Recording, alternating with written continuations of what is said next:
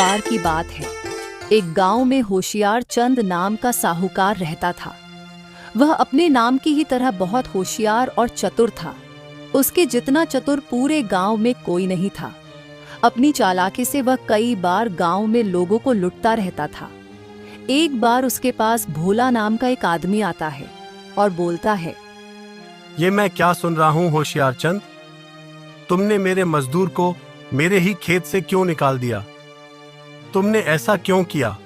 क्या कहा तुमने? तुम्हारा खेत? होश में तो हो, वह खेत तुम्हारा नहीं मेरा है। अब मेरे खेत में मेरे अनुमति के बिना कोई काम करेगा तो मैं उसे खेत से निकालूं, नहीं तो और क्या करूं? ये तुम क्या बोल रहे हो होशियार चंद? मेरा खेत तुम्हारा कब से हो गया? लगता है तुम अपने होश खो बैठे हो, इसलिए कुछ भी बोले जा रहे हो। ए भोला के बच्चे, जबान संभाल कर बात कर। मैं पूरे होशो हवास में कह रहा हूं, खेत मेरा है, तेरा उस खेत पर कोई अधिकार नहीं। खुद तुम्हारे पिताजी ने ही वह खत मेरे नाम किया है। उन्होंने मुझसे कर्जा लिया था, वह लौटा नहीं पाए, इसलिए उन्होंने मेरे नाम पर कर दिया। मेरे पास सबूत है, उस दस्तावेज में साफ साफ लिखा है कि अभी खेत मेरा हो चुका है, क्योंकि तुम्हारे पिताजी मेरा कर्ज लौटा नहीं पाए और ना ही तुम लौटा पाए। ये तुम क्या कह रहे हो? मेरे पिताजी ने तुमसे कब कर्ज लिया? मुझे तो इस बारे में कुछ नहीं पता। जरूर तुम झूठ बोल रहे हो, मेरे पिताजी के ना होने का फायदा उठा रहे हो। सारा गांव जानता है कि तुम कितने बड़े धोखेबाज हो, चालाक हो। तुमने यह सब चालाकी से किया है। तुम्हारे पास जो सबूत है वह भी जरूर तुमने धोखाधड़ी करके बनाए होंगे। मैं तुम्हें अच्छी तरह से जानता हूं, तुम ऐसे काम करने में माहिर हो। अच्छा, अगर तुम्हें लगता है मैंने यह सब चालाकी से किया है तो तुम भी मेरे जितना दिमाग लगाकर अपना खेत वापस क्यों नहीं ले लेते? अगर तुम्हारे पास सचमुच दिमाग है तो अपना खेत मुझसे वापस लेकर दिखाओ। मैं तुम्हें एक मौका देता हूं। अगर तुमने मेरी चालाकी को या फिर मुझे हरा कर दिखा दिया तो मैं वादा करता हूं कि तुम्हारा खेत तुम्हें वापस कर दूंगा। मैं तुम्हारी शर्तें क्यों मानूं, जब कि वह खेत तुम्हारा है ही नहीं। वह खेत मेरा है। चुपचाप मेरा खेत मुझे वापस कर दो। तुम्हारा खेत तो तुम्हें वापस मिलने से रहा। मैं तो तुम्हें एक मौका दे रहा था, क्योंकि तुमने मुझ पर इल्जाम लगाया है कि मैं चालाकी से तुम्हारा खेत हड़प लिया है। अगर तुझमें मेरे जितना दिमाग हो तो अपना खेत वापस लेकर दिखाओ। अगर तुम्हें मेरी शर्त मंजूर है तो ही तुम्हें वापस मिल सकता है, अगर नहीं तो अपना खेत भूल जाओ। भोला, इसकी बातों में मत आना, यह तुम्हें फंसाना चाहता है। मैं इसे अच्छी तरह से जानता हूँ, यह बहुत चालाक है, तुम इसे हरा नहीं पाओगे। अगर तुमने इसकी शर्त मान ली तो तुम अपना खेत खो बैठोगे। आज तक गांव में कोई इसे हरा नहीं पाया है। तुम इससे जीतने का सोच रहे हो तो तुम्हारी सोच गलत है। तुम इससे कभी नहीं जीत पाओगे। पूरा गांव जानता है कि यह कितना चालाक है। हम इसके जितना चालाक कभी बन ही नहीं सकते, और यह इसी बात का फायदा उठाता है। नहीं चंदन, मैं अपना खेत नहीं खो सकता। मैं इसकी शर्त मानने के लिए तैयार हूँ। चाहे कुछ भी हो जाए, मैं अपना खेत वापस पाकर रहूंगा। यह भले ही कितनी ही चालाकी क्यों न कर ले, लेकिन मैं जानता हूं कि ईश्वर मेरे साथ है और वह मेरी मदद जरूर करेंगे। ईश्वर कभी भी ऐसे झूठे और मक्कार लोगों का साथ नहीं देते। वह हमेशा सच का साथ देते हैं। भले ही हमारे पास इसकी जितनी बुद्धि नहीं है, लेकिन मैं अच्छी तरह से जानता हूं ईश्वर मेरा ही साथ देंगे। सत्य की ही जीत होगी। ठीक है होशियार चंद, बताओ तुम्हारी क्या शर्तें हैं? मुझे तुम्हारी शर्त मंजूर है। मुझे किसी भी हालत में अपना खेत वापस चाहिए। ठीक है, तो सुनो, मेरे 4 सवाल हैं। अगर तुमने मेरे चारों सवालों का जवाब सही से दे दिया तो मैं तुम्हारे दिमाग को मान जाऊंगा। मैं तुम्हारे सामने हार मान लूंगा और तुम्हारा खेत तुम्हें वापस दे दूंगा। ठीक है, तुम वह सवाल पूछो। मेरा पहला सवाल, आंसू क्या है? यह कैसा अजीब सवाल है? आंसू तो आंसू होते हैं। मेरा दूसरा सवाल, ऐसी कौन सी चीज है जो पानी से ही पैदा होती है लेकिन पानी में डालने से ही मर जाती है? मेरा तीसरा सवाल, ऐसा कौन सा सवाल है जिसका जवाब हमेशा बदलता रहता है? मेरा चौथा सवाल, ऐसा कोई एक ही वाक्य बताओ जिसे सुनकर खुश आदमी दुखी हो जाता है और दुखी आदमी वह वाक्य सुन ले तो खुश हो जाता है। मेरे इन चारों सवालों का जवाब दे दो तो मैं तुम्हारा खेत तुम्हें वापस लौटाने के लिए तैयार हूं। भोला और उसका दोस्त यह सारे सवाल सुनकर चौंक जाते हैं। देखा भोला, मैंने कहा था ना कि इसकी बात मत सुनो। अब फंस गए ना। मुझे पहले से ही पता था ये बहुत चालाक है। ये सारे सवाल तो हमारे दिमाग से परे है। इनका जवाब तो गांव में कोई भी नहीं दे सकता। मैंने तुम्हें पहले ही आगाह किया था, तुमने मेरी बात नहीं सुनी। अब तुम तुम्हारा खेत तो भूल ही जाओ। नहीं, बिल्कुल भी नहीं। मैं हार मानने वालों में से नहीं हूं। मैं इन सारे सवालों का जवाब देकर रहूंगा और अपना खेत वापस पाकर रहूंगा। होशियार चंद, तुम अपने आप को बहुत होशियार समझते हो ना? अगर तुम्हारी सारी हेकड़ी ना निकाली तो मेरा भी नाम भी भोला नहीं। तुम्हें तुम्हारे सारे सवालों के जवाब मिल जाएंगे, लेकिन उसके लिए मुझे कुछ समय की जरूरत है। मैं सोचकर तुम्हें तुम्हारे सारे सवालों का जवाब दे दूंगा। जितना समय लेना है उतना ले लो, क्योंकि मैं अच्छी तरह से जानता हूं तुम मुझे सवालों के जवाब देने से रहे। तुम ही क्या, गांव में बड़े से बड़ा विद्वान आदमी भी मेरे सवालों का जवाब नहीं दे पाएगा, क्योंकि इस पूरे गांव में सबसे ज्यादा होशियार मैं ही हूं। मेरे ही पास सबसे ज्यादा बुद्धि है। तुम बेवकूफ लोगों के पास इन सवालों का जवाब कभी नहीं हो सकता। इतनी अकड़ और घमंड ठीक नहीं होशियार चंद। तुम जैसे बड़े बड़े आए और गए। इंसान का घमंड आखिरकार उसको लेकर ही डूबता है। तुम अपने घमंड में जी रहे हो। याद रखना होशियार चंद, शेर को सवा शेर एक दिन मिल ही जाता है। मुझे ऊपर वाले पर पूरा भरोसा है।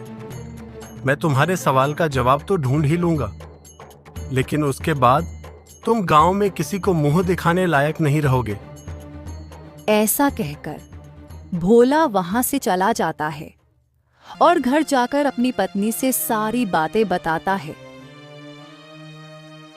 उसकी पत्नी कहती है, मैं कहती हूँ, क्या जरूरत थी उसकी बात मानने की? तुम क्या उस होशियार चंद को नहीं जानते? उसने तुम्हें भी ठग लिया और तुम भी उसकी बात में आकर उसकी शर्त मानकर वापस आ गए। तुम उसकी शर्त कभी नहीं जीत सकते। उसका दिमाग चालाक लोमड़ी की तरह दौड़ता है।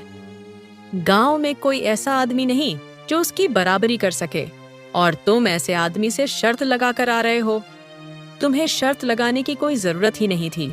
तुम सीधे पंचायत जाकर उसकी शिकायत कर सकते थे। तुमने ऐसा क्यों किया? अपने ही हाथों से अपने पैरों पर कुल्हाड़ी मार कर आ रहे हो। रेणुका, अगर मैंने उसकी शर्त मानी है तो कुछ सोच समझकर ही मानी है। वह अपने आप को बहुत होशियार समझता है। यही मौका है कि सारे गांव में उसकी होशियारी की हेकड़ी निकाल दी जाए। और तो और, रेणुका, तुम पंचायत की बात कर रही हो। अगर मैं सरपंच के पास उसकी शिकायत लेकर जाता तो सरपंच जी मेरा नहीं उस होशियार चंद पर ही यकीन करते, क्योंकि उस होशियार चंद के पास पता नहीं कैसे लेकिन जमीन के दस्तावेज है। और तो और, मेरे पिताजी के उसमें हस्ताक्षर भी थे। यह मामला पंचायत में जाता तो भी मैं कुछ नहीं कर सकता था। वह होशियार चंद बहुत होशियार है। चालाकी से और धोखे से उसने वह कागजात अपने पास ले लिए। पता नहीं उसने क्या किया, लेकिन उसमें सचमुच पिताजी के हस्ताक्षर थे और वह जमीन उसके ही नाम पर है। मैं कुछ भी नहीं कर सकता था, इसलिए मैंने सोचा कि उससे अच्छा इसकी शर्त मान लो। और रेणुका, तुम फिक्र मत करो, मैं जी जान लगा दूंगा, कुछ भी करूंगा, लेकिन उसके सारे सवालों के जवाब देकर रहूंगा। मैं तुमसे वादा करता हूं, वह खेत जल्द से जल्द मैं वापस लाकर रहूंगा। भोला सोच में पड़ जाता है, लेकिन उसे सवालों का कोई हल नजर नहीं आता। ऐसे ही दिन बीतते चले जाते हैं। भोला गांव में कई लोगों से उन सवालों के बारे में पूछता है, लेकिन किसी को भी उसका उत्तर नहीं आता। एक दिन भोला कहीं जा रहा होता है, तभी उसे अपना एक करीबी दोस्त मिलता है जो बहुत खुश होता है। क्या बात है मंगरू, तुम बहुत खुश दिखाई दे रहे हो। हाँ भोला, मैं आज बहुत खुश हूँ। इसी खुशी के मौके पर मैंने आज घर में दावत रखी है। तुम उस दावत में ज़रूर आना। आज इतने सालों बाद मेरे घर बेटा पैदा हुआ है। सचमुच भोला, आज मैं बहुत खुश हूँ। आज ऐसा लग रहा है कि ऊपर वाला ने सारी खुशियाँ मेरी झोली में डाल दी हैं। अरे मंगरू, ये क्या? तुम्हारी आंखों में आंसू? तुम रो रहे हो? तुम्हें इतनी बड़ी खुशी मिली है, तुम रो क्यों रहे हो? यह तो बहुत खुशी की बात है। अरे भोला, ये आंसू दुख के नहीं, खुशी के आंसू के हैं। अच्छा भोला, अब मैं चलता हूँ। मुझे और लोगों को भी न्योता देना है। ऐसा बोलकर मंगरू वहां से चला जाता है। भोला थोड़ी देर चलने के बाद उसे किसी के रोने की आवाज आती है, तो भोला वहां जाकर देखता है। यहाँ क्या हो रहा है? और ये रामू क्यों रो रहा है? क्या बात है? अरे भोला, कल रात को इसके घर में बहुत बड़ी चोरी हो गई। इसके घर के सारे पैसे और जेवरात सब कुछ चोरी हो गए। इसी वजह से बेचारा बहुत परेशान है। समझ नहीं आ रहा किस कमबख्त ने यह चोरी की। भगवान उसे कभी माफ नहीं करेगा। उसे बहुत बद्दुआ लगेगी। उसने किसी की मेहनत की कमाई चुराई है। वह कभी खुशी नहीं रह पाएगा। भोला वहां से घर लौट जाता है और घर जाकर रेणुका को यह दोनों बात बताता है। और बताते बताते भोला अचानक रुक जाता है, जैसे उसे अभी बात याद आ गई हो। रेणुका कहती है कि क्या हुआ? आप रुक क्यों गए? आप कुछ बता रहे थे, बताइए ना, क्या हुआ है? बस छोड़ो रेणुका, मुझे लगता है मुझे मेरे पहले सवाल का जवाब मिल चुका है। मुझे तब समझ नहीं आया, लेकिन अब मुझे सब समझ में आ रहा है कि पहले सवाल का जवाब क्या है। क्या बात कर रहे हो? क्या सच में आपको पहले सवाल का जवाब मिल चुका है? फिर बताइए ना, उसका क्या जवाब है? रेणुका, उस होशियार चंद का पहला सवाल था कि आंसू क्या है। रेणुका, आंसू सुख और दुख है। मैंने आज देखा कि लोग जब बहुत खुश हो जाते हैं तब भी रो पड़ते हैं, और जब कोई बहुत दुखी हो जाता है तो भी रो पड़ता है। मुझे मंगरू मिला था, उसके घर बेटा हुआ है। उसके आंख में आंसू थे। और हमारे गांव में रामू के घर चोरी हुई, उसके आंखों में भी आंसू थे। यहाँ फर्क ये है कि ये आंसू दुख के थे और मंगरू के आंसू खुशी के थे। इसका मतलब सुख और दुख में इंसान के आंसू आ जाते हैं। अरे वाह, ये तो बहुत अच्छी बात है। और ये कितनी गहरी बात है कि आंसू मतलब सुख और दुख होता है। शुक्र है भगवान का, आपको आपके पहले सवाल का जवाब तो मिला। अब तो मुझे भी यकीन हो रहा है कि कहीं ना कहीं भगवान हमारे साथ है और हमें बाकी के सवालों का भी जवाब जल्द मिल जाएगा। हाँ रेणुका, यह बात तो मुझे पहले से ही पता थी। न जाने क्यों, लेकिन मेरा मन मुझसे कहता है कि मैं सारे सवालों के जवाब ढूंढ ही लूंगा। ईश्वर मेरी जरूर सहायता करेंगे। बस एक बार मुझे बाकी के सवालों के भी जवाब मिल जाए, उसके बाद मैं उस होशियार चंद की सारी हेकड़ी निकाल दूंगा। दोनों बहुत खुश हो जाते हैं और ऐसे ही कुछ दिन बीतते जाते हैं। फिर एक दिन रेणुका भोला से कहते हैं, मैं क्या कहती हूँ, जब तक हमारा खेत वापस नहीं मिल जाता तब तक हमें कुछ और काम कर लेना चाहिए। हम कब तक ऐसे हाथ पे हाथ रखकर बैठे रहेंगे? ऐसे तो हमारा जीना मुश्किल हो जाएगा। हाँ रेणुका, तुम सही कह रही हो, लेकिन मैं ऐसा कौन सा काम करूं? मुझे तो कुछ समझ नहीं आ रहा। हमारे पास ज्यादा पैसे तो नहीं हैं, लेकिन मेरे पास एक तरकीब है। आप नमक का व्यापार कीजिए। नमक आपको बहुत सस्ता मिल जाएगा। आप बाजार जाकर नमक की बोरियां लेकर आइए। उसे हम छोटे छोटे दुकानों में बेचेंगे। और फिलहाल शादी का भी समय चल रहा है। शादियों में भी हमसे नमक खरीदने वालों की कमी नहीं होगी। ऐसे मौके पर ज्यादा से ज्यादा नमक खरीदा जाता है। शादियों में नमक बहुत मात्रा में लगेगा, तो मुझे लगता है ये सही समय है। और हम कोई बड़ी चीज का व्यापार नहीं कर सकते। हमारे पास इतने पैसे नहीं हैं। मुझे लगता है नमक का व्यापार ही हमारे लिए फिलहाल सही रहेगा। हाँ रेणुका, तुम सही कह रही हो। नमक इतना महंगा भी नहीं मिलता। सस्ते में काम हो जाएगा और कुछ दिन हमारा गुजारा भी हो जाएगा। ठीक है रेणुका, मैं आज ही बाजार जाता हूँ और नमक की बोरियां लेकर आता हूँ। फिर भोला निकल पड़ता है और बाजार से कुछ नमक की बोरियां लाता है। और पहले ही दिन उसके घर एक आदमी आकर बोलता है, अरे भोला, मैंने सुना है तुम नमक का व्यापार करने लगे हो। अरे भाई, मेरे घर 1 सप्ताह बाद शादी है, मुझे नमक की जरूरत पड़ेगी। तुम एक काम करना, 2 बोरी नमक मेरे घर पर पहुंचा देना। यह लो आधे पैसे, और पूरे पैसे बोरी पहुंचने के बाद तुम्हें मिल जाएंगे। रेणुका और भोला बहुत खुश हो जाते हैं। आपका बहुत बहुत धन्यवाद। मैं बस थोड़ी देर में ही आपके घर यह दोनों बोरियां लेकर आता हूँ। आप चिंता मत कीजिए। फिर वह आदमी वहां से चला जाता है। भोला रेणुका से कहता है, देखा रेणुका, ऊपर वाले की कितनी कृपा है। मैं आज ही नमक की बोरियां खरीद कर लाया हूँ और आते ही हमें पहला ग्राहक भी मिल गया। कितनी अच्छी बात है ना?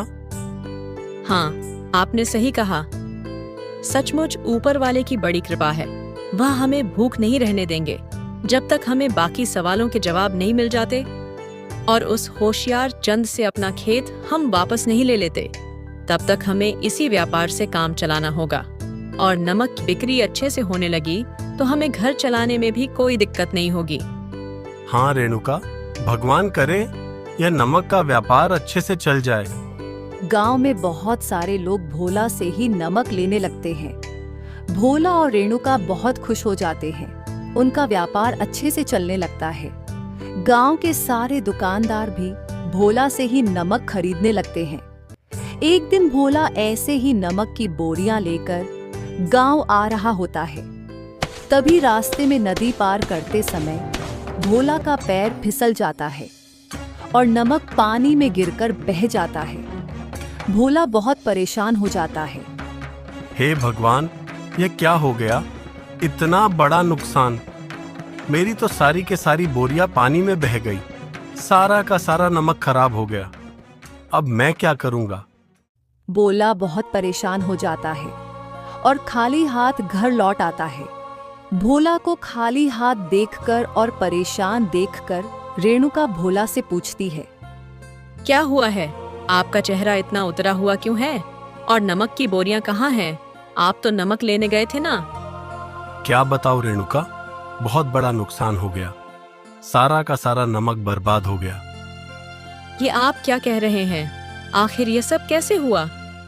भोला रेणुका को सारी बातें बताता है और बताते बताते ही रुक जाता है, जैसे उसे सांप सूंघ गया हो। रेणुका पूछती है, क्या बात है? रुक क्यों गए? बोलिए। मुझे लगता है ये सब ऊपर वाले ने जानबूझकर किया है। ये तो अच्छी बात है कि नमक की बोरियां पानी में बह गई, वरना मुझे इतनी बड़ी बात पता नहीं चलती। रेणुका, मुझे तो यकीन ही नहीं आ रहा। मुझे मेरे दूसरे सवाल का जवाब मिल चुका है। एक तो हमारा इतना बड़ा नुकसान हो गया और आप दूसरे सवाल के बारे में बात कर रहे हैं। कैसा जवाब? कब मिला और कैसे मिला? मेरी बात ध्यान से सुनो रेणुका। दूसरा सवाल था कि ऐसी कौन सी चीज है जो पानी से पैदा होती है और पानी में डालने से ही मर जाती है। रेणुका, वह चीज नमक ही तो है। नमक पानी से ही तो पैदा होता है और जब हम नमक को पानी में डालते हैं तो वह मर ही तो जाता है। पानी डालने से नमक नमक नहीं रह जाता, वह पूरी तरह से घुल जाता है। अरे वाह, ये बात मेरे दिमाग में क्यों नहीं आई? सचमुच ये तो बहुत बड़ी बात है। ऊपर वाले तेरा लाख लाख शुक्रिया। देर से ही सही, लेकिन तूने दूसरे सवाल का जवाब दे दिया। मैं तो सोच भी नहीं सकती थी कि इस सवाल का जवाब ऐसा भी हो सकता है। आपने बिल्कुल सही कहा। ऊपर वाला जो भी करता है अच्छे के लिए ही करता है। हम थोड़ी देर पहले हमारे नुकसान के लिए रो रहे थे, लेकिन अब पता चल रहा है कि वह नुकसान भी हमारे अच्छे के लिए ही था। अगर हमारा आज नुकसान ना होता तो हमें दूसरे सवाल का जवाब कभी नहीं मिल पाता। वहां तक तो हमारी सोच नहीं जाती कि इस सवाल का जवाब नमक था। वह चीज हमारे घर में ही मौजूद थी, लेकिन हमारा दिमाग वहां तक कभी नहीं जाता। अच्छा हुआ कि आज आपका नुकसान हो गया। उसके बदले में हमें दूसरे सवाल का जवाब तो मिला। हाँ रेणुका, सचमुच ऊपर वाले का बहुत बहुत धन्यवाद कि आज उन्होंने मेरे दूसरे सवाल का भी जवाब दे दिया। बस अब तो 2 सवाल बचे हैं, उनका भी जवाब बस जल्द से जल्द मिल जाए। ऐसे ही कुछ दिन बीत जाते हैं।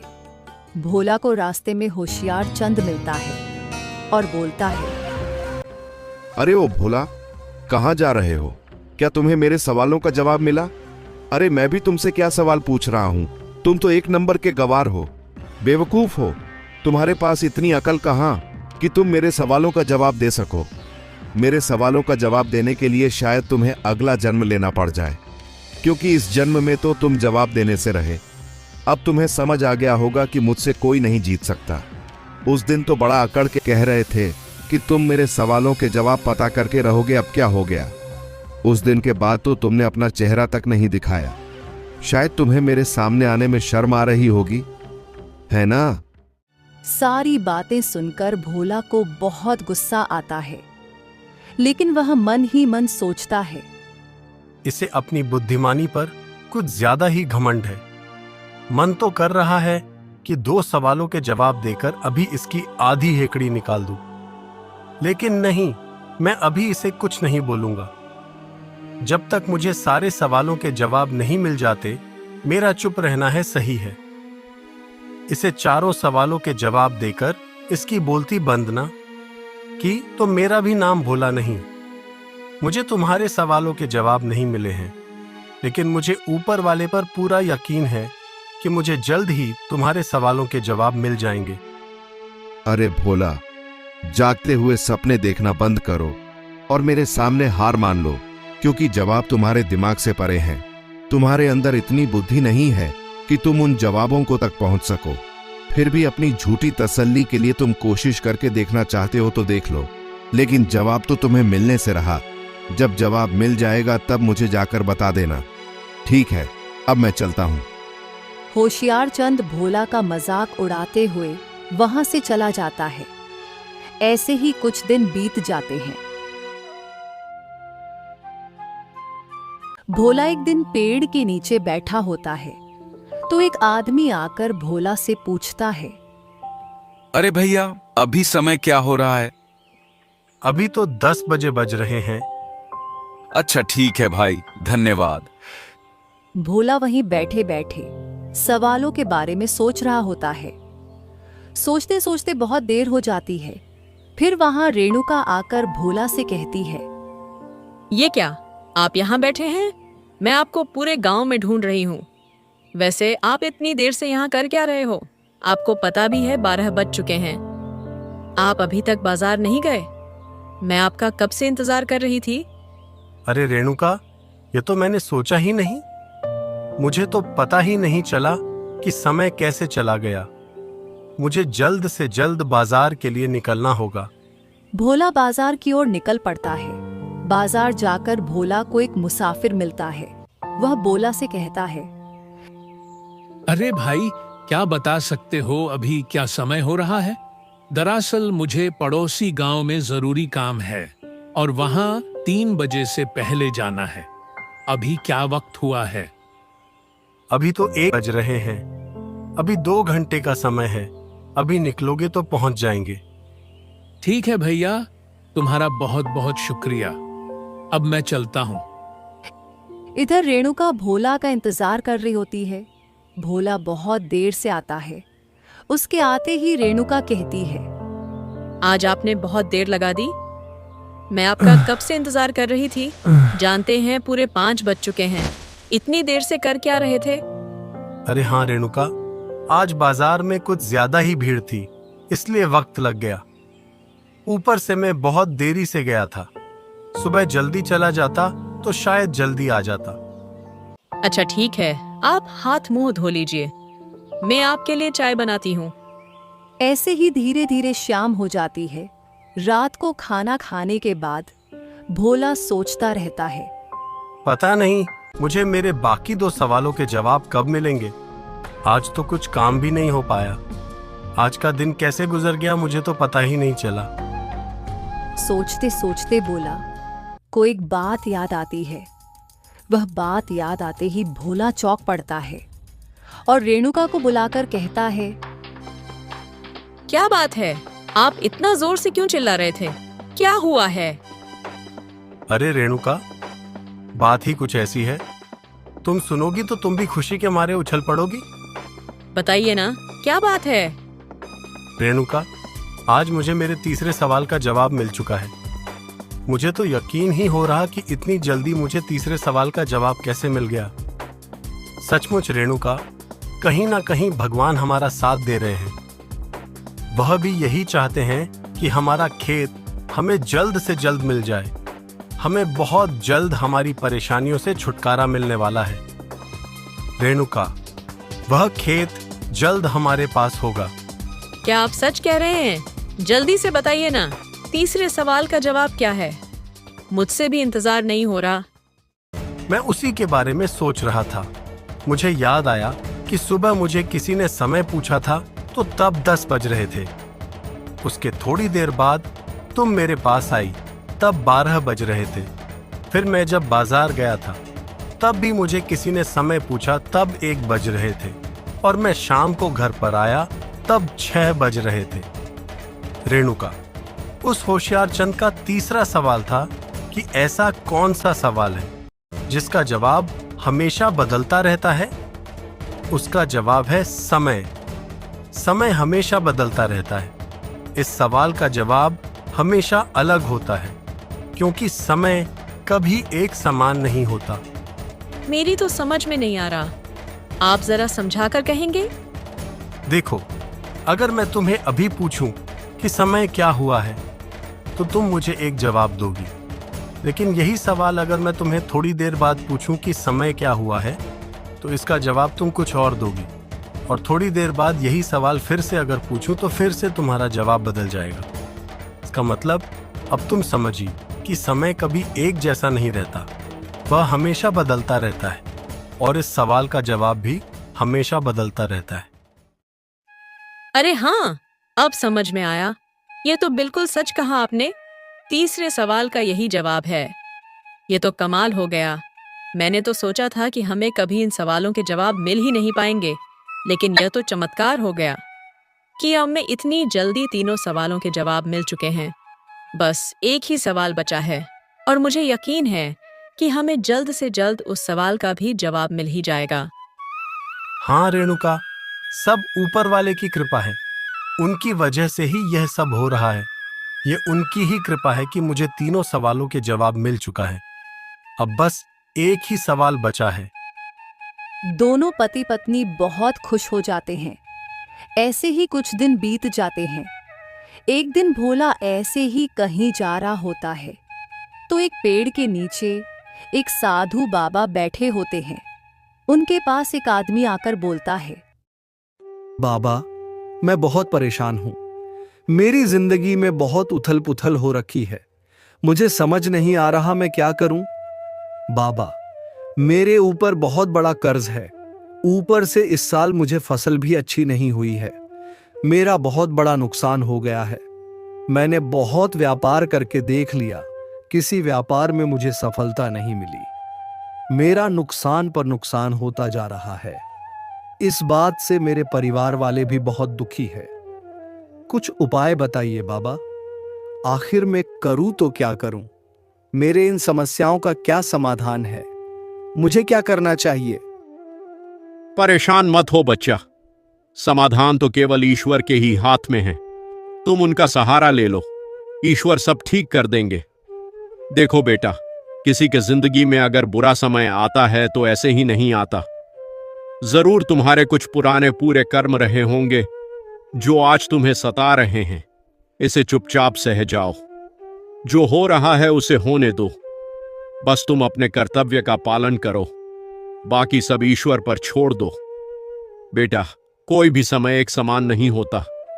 एक दिन तुम्हारा भी समय जरूर आएगा और अब जो समय चल रहा है वह भी चला जाएगा। बेटा, बहुत जल्द तुम्हारा यह समय बीत जाएगा। यह बात सुनकर उस आदमी को थोड़ी खुशी मिलती है।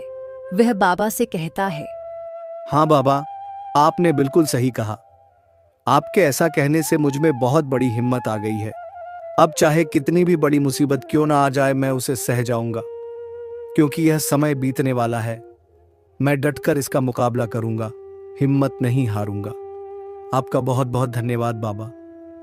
यह सारी बातें भोला सुन रहा होता है, फिर बोला, वहां से चला जाता है।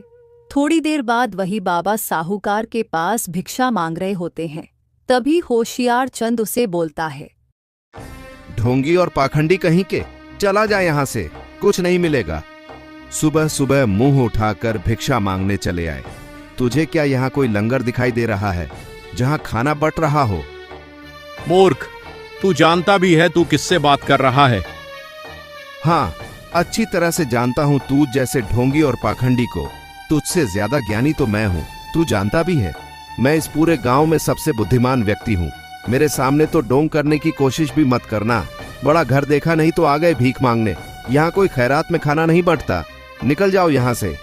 मूर्ख कहीं के, तुझे अपने घर का इतना घमंड है। तेरा यह घमंड चकनाचूर हो जाएगा। तू अपने आप को सबसे बड़ा बुद्धिमान कहता है ना, तेरा यह घमंड भी मिट्टी में मिल जाएगा। जिस समय पर तू इतना इतरा रहा है वह समय भी बहुत जल्द चला जाएगा। ऐसा कहकर वह बाबा वहां से चले जाते हैं। बाबा के जाने के बाद होशियार चंद घबरा जाता है। शायद मैंने उसे बाबा को जरा ज्यादा ही उल्टा बोल दिया। मुझे सोच समझकर बोलना चाहिए था। अगर उनकी बातें सच निकल गईं तो मैं तो बर्बाद हो जाऊंगा। उन्होंने ऐसा क्यों कहा कि मेरा समय चल जाएगा? कहीं मेरे साथ कुछ गलत तो नहीं होने वाला? कहीं मेरी बरसों से बनी इज्जत पर कोई दाग तो नहीं आने वाला? इस बाबा ने तो मुझे चिंता में डाल दिया। यह सारी बातें भोला सुन रहा होता है और यह सारी बातें सुन भोला को एक बहुत बड़ा धक्का सा लगता है। उसकी आंखें फटी की फटी रह जाती है। वह दौड़ते हुए घर जाता है और रेणुका से कहता है, रेणुका, कहाँ हो? तुम जल्दी से बाहर आओ, मुझे तुम्हें बहुत जरूरी बात बतानी है। क्या हो गया? इतने हाफ क्यों रहे हो? कुछ हुआ है क्या? हाँ रेणुका, दरअसल बात ही कुछ ऐसी है, तुम भी सुनोगी तो बहुत खुश हो जाओगी। रेणुका, अब हमें हमारी जमीन वापस मिलने वाली है। आज से ही हमारा अच्छा समय आने वाला है। क्या आप सच कह रहे हैं? इसका मतलब आपको आखिरी सवाल का भी जवाब मिल चुका है? हाँ रेणुका, आज मैं बहुत खुश हूँ। मुझे आखिरी सवाल का भी जवाब मिल चुका है। अब हमारी जमीन हमें मिलने से कोई नहीं रोक सकता। ऊपर वाले ने हमारी सुन ले रेणुका। जल्दी से बताइए ना, उस आखिरी सवाल का जवाब क्या है? रेणुका, आखिरी सवाल यह था कि ऐसा कौन सा वाक्य है जिसे सुनने से दुखी आदमी भी खुश हो जाता है और जो आदमी सुखी है और खुश है वह भी दुखी हो जाता है? रेणुका, इस सवाल का जवाब है कि यह समय भी बीत जाएगा। यह वाक्य बोलने से एक दुखी इंसान खुश कैसे हो सकता है और खुश इंसान दुखी कैसे हो सकता है? जरा समझाइए ना, मैं कुछ समझी नहीं। देखो रेणुका, आज मैं जब रास्ते से जा रहा था तब मैंने देखा कि एक बाबा बैठे हुए थे। उनके पास एक बहुत ही दुखी आदमी आया। वह अपनी जिंदगी के सारे दुख उन बाबा को बता रहा था। बाबा ने जैसे ही उसे कहा कि यह समय चला जाएगा तो आदमी खुश हो गया। मैंने यह सब अपनी आंखों से देखा है। और फिर थोड़ी देर बाद यही बाबा उस होशियार चंद के पास भिक्षा मांगने गए थे। तब मैं वहां से गुजर ही रहा था। तब मैंने सुना कि वह होशियार चंद उन बाबा से बहुत बदतमीजी से बात कर रहा था। तुम तो जानती हो, उसे अपने पैसों का और घर का बहुत घमंड है। वही घमंड वो उन बाबा को दिखा रहा था और उनका अपमान कर रहा था। तब बाबा ने उसे कहा कि वह जिस समय पर इतना घमंड कर रहा है, इतना इतरा रहा है, यह समय जल्द ही चला जाएगा। तब उस होशियार चंद का चेहरा देखने लायक था। उसका चेहरा पूरी तरह से उतर चुका था। उसके चेहरे पर मायूसी थी। यही एक वाक्य है जिसे सुनकर दुखी आदमी भी खुश हो जाता है और जो सुखी आदमी है वह दुखी हो जाता है। दुखी आदमी इसलिए खुश हुआ क्योंकि उसका यह बुरा समय जाने वाला है और अच्छा समय आने वाला है। और जो आदमी सुखी है, खुश है, वह इसलिए दुखी हो जाता है क्योंकि उसका अच्छा समय जाने वाला है और बहुत जल्द बुरा समय आने वाला है। आपने बिल्कुल सही कहा। मैं तो इतनी गहरी बात कभी नहीं सोच पाती। सचमुच आपके अंदर तो बहुत दिमाग है। लोग तो ऐसे ही होशियार चंद को होशियार और चतुर समझते हैं। मेरे नजर में तो आप ही सबसे होशियार और बुद्धिमान हो, क्योंकि यह सारी बातें तो मेरे समझ में कभी नहीं आती। आज आपने उस होशियार चंद को भी पीछे छोड़ दिया। उसे अपनी बुद्धि पर जरा ज्यादा ही घमंड था। आज उसका सारा घमंड चकनाचूर हो जाएगा। जब आप उसे सारे सवालों के जवाब दोगे, उसे अपने आप पर शर्म आएगी। अब आप जल्दी से उसके पास जाइए और उसे सारे सवालों के जवाब देकर आइए। फिर भोला होशियार चंद के घर जाता है। भोला को देखो, वो बोलता है, अरे भोला, तुम यहाँ किस लिए आए हो? तुम्हें तुम्हारा वादा याद दिलाने आया हूँ होशियार चंद। तुम्हें याद है, तुमने मुझसे वादा किया था कि तुम मेरी जमीन मुझे लौटा दोगे। मैं वही जमीन तुमसे लेने आया हूँ। तुम्हारा दिमाग तो ठिकाने है। मैंने जमीन के बदले में कुछ शर्तें रखी थी और मैंने उन शर्तों पर ही तुमसे वादा किया था। क्या तुमने मेरे सवालों के जवाब ढूंढ लिए? मुझे तो नहीं लगता कि तुम जैसा आदमी उन सवालों में से एक भी सवाल का जवाब ढूंढ पाया होगा। तो फिर यहाँ किस लिए आए हो? होशियार चंद, मैंने तुमसे कहा था ना, शेर को सवा शेर मिल ही जाता है। तुम अपने आप को बहुत बुद्धिमान समझते थे और इसी बात का तुम्हें बहुत घमंड था। आज मैं तुम्हारे सारे सवालों का जवाब दूंगा। ध्यान से सुनो। तुम्हारा पहला सवाल था कि आंसू क्या है।